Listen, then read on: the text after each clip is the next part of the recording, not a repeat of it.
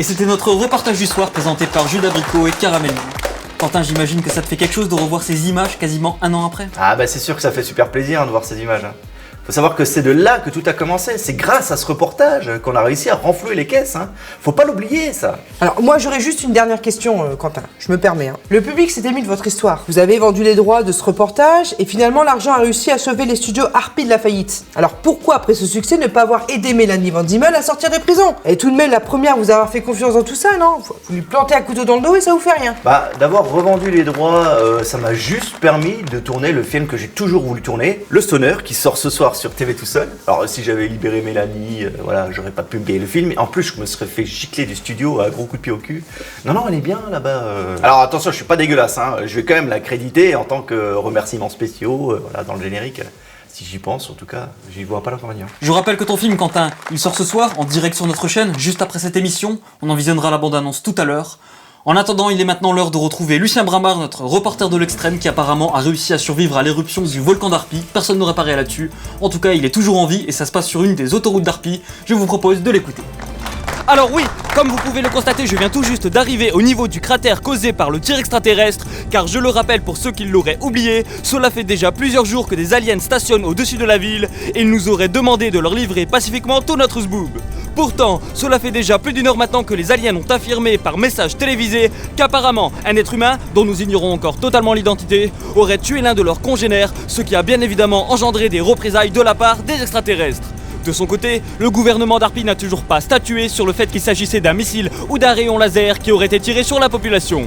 Quoi qu'il en soit, en arrivant ici, je peux désormais confirmer deux petites choses. La première, c'est que personne ne peut survivre à une telle explosion. Et la seconde, c'est que je peux désormais confirmer toutes les rumeurs. Car oui, le vaisseau spatial est bel et bien au-dessus de ma tête. Et oui, il a bel et bien une forme de bite. C'est cela, c'est une bite, une bonne grosse top de l'espace. Comme vous pouvez le constater, de quoi rendre la potentielle extinction de l'humanité beaucoup moins tragique.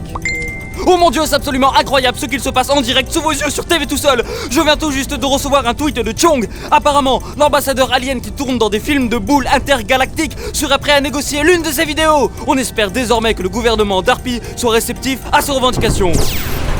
Quant à moi, je suis apparemment en train de me faire happer par le rayon tracteur du vaisseau spatial, mais pas de panique car j'ai avec moi mon téléphone portable, de quoi vous tenir averti de tout ce qu'il se passera là-haut. C'était Lucien Bramard, je vous rends l'antenne. Des images terribles qui ne laissent rien pressentir de bon pour l'humanité.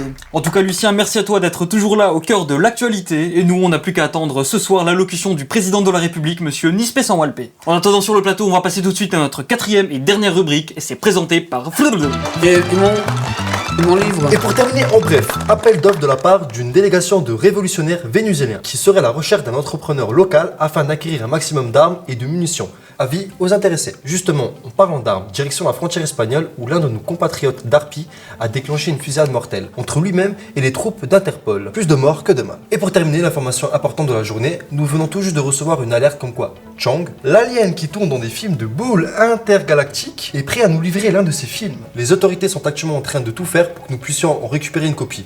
On croise les doigts. Et c'est déjà la fin de notre émission, merci à vous de nous avoir suivis, merci à toi Quentin d'avoir été avec nous. Je vous rappelle que ton film sort ce soir en direct sur notre chaîne juste après cette émission. On va d'ailleurs en visionner tout de suite la bande-annonce. Merci à toi SJW de nous avoir donné ton avis dont tout le monde se fout. Merci à toi. Et puis bien évidemment, merci à vous, public, d'être toujours aussi nombreux à nous suivre tous les soirs sur TV tout seul dans Touche à mon poche, je te nique ta race. Et on se dit à demain, à la même heure. Ah, c'est fait maintenant! Depuis avant, je vous écoute parler là. Vous m'avez invité pour que je parle de ces putains de timides et vous êtes même pas foutu de me laisser la parole. Alors toi, je vais te dire, espèce de fils de pute, t'es une grosse merde. Vous êtes des merdes, vous. Et toi, tu fais de la merde. Alors je vais vous dire maintenant, allez vous faire enculer par des poteaux électriques. Y'en a marre.